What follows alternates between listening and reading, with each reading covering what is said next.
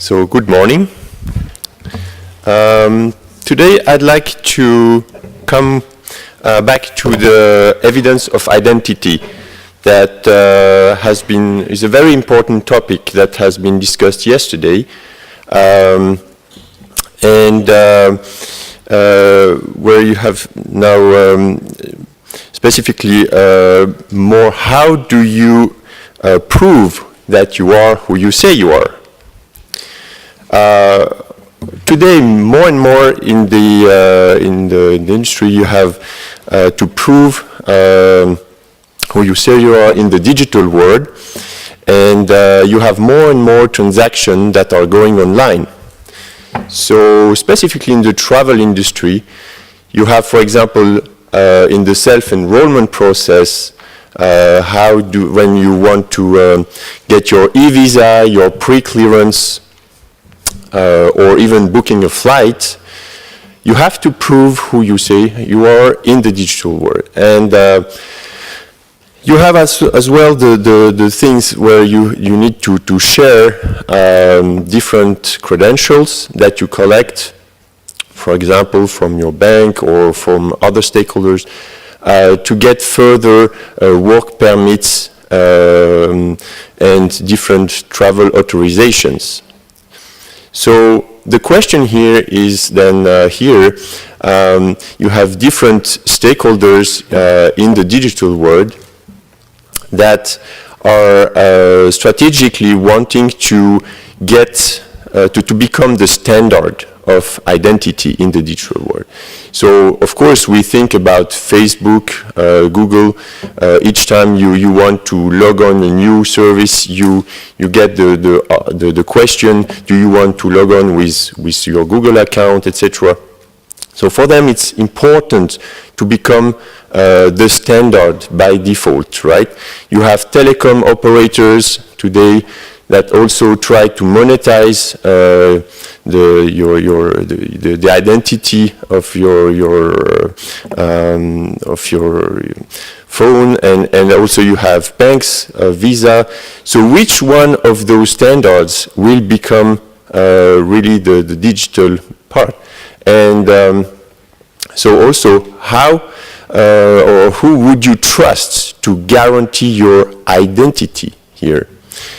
And we believe that governments have a clear role to play in the digital identity. Likewise, today and in the past, governments have very well secured the travel documents, right? With passports, with identity cards. We believe that governments should have exactly the same role in the digital world.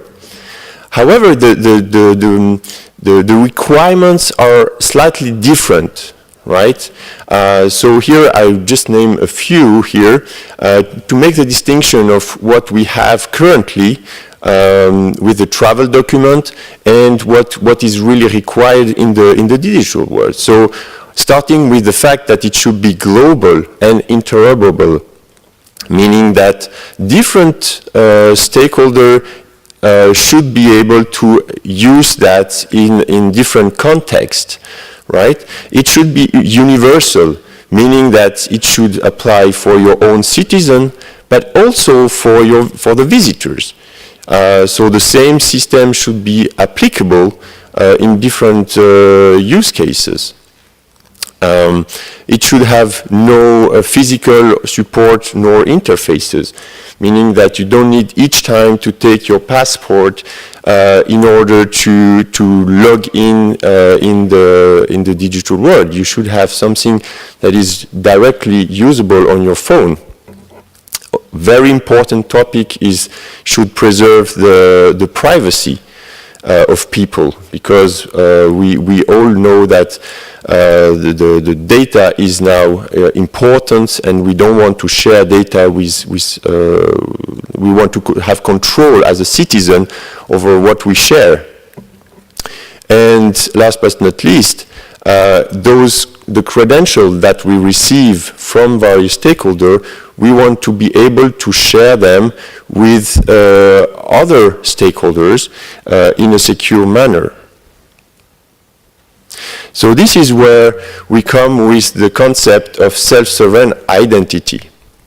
So this is a concept that is emerging now, and that we think is important for government to look at it as an opportunity, and also a way to become the foundational source of digital identity. So the importance is here is to say that the government can provide some pieces, some evidence of identity in the digital world that can be used by the different operators like Facebook or banks or etc. to provide you new services, but as well for other type of stakeholders like hotels, car rental, and all this is really managed predominantly by the citizen himself in his wallet, where he can select to which extent he wants to share data or not. So the benefits of this are, you have benefits for the government, for commercial actors, and for citizens. And we spoke that yesterday as well. I think we should have in mind those three components, and always take as well the citizen, as also explained just previously. It's very important, right? So for the government, it's of course important to be able to control the different transactions that are going on online, to use that for their own citizens, for example, to collect also e-government services, and for visitors that can use the system exactly the same for entry-exits, and to use it further down in the post-clearance process for commercial services.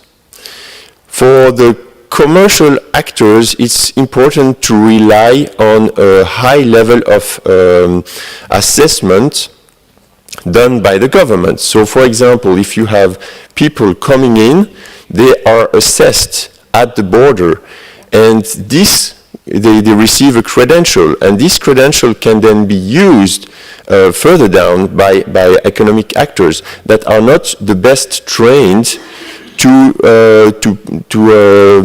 verify the authenticity of documents and other travel documents. And of course, for citizens, we should be able to facilitate all the enrollment, the pre-registration process, and to have really user-friendly interfaces, and mostly important, of course, while preserving their privacy. So this is just a schematic of what we present on our booth, where you have the ID issuer. It can be either for their own citizen, so it's a government for their own citizen, or for visitor. They provide a credential here in the form of 2D barcodes that is containing biographic elements, biometry, credentials, and identifiers that all can be then either printed directly in the document or have the similar version on the mobile. This can then further lead to different services and collect further credentials. Some two words about SIGPA. So SIGPA is well known for banknotes, securing banknotes and travel documents. So most of the banknotes and travel and passports and ID cards have ink elements, secure elements from SIGPA. And we are listing it here very long. So as you see, since 1927. So a long history of securing documents. We have also some track and trace business where we link the material and digital for excise taxes. And now we really want to go further in the digital identity because we think this is a fundamental part of trust and which will unlock the digital economy. And wherever trust is needed, we as SIGPA want to contribute. So here, so as a summary, we would like to encourage governments now to embrace and lead the definition of digital ID. So this means that evaluating what are the new opportunities in this world to be able to unlock this digital economy and provide new services, facilitating the travels and the different visitors processes in order to grab those new opportunities. So thank you for your attention.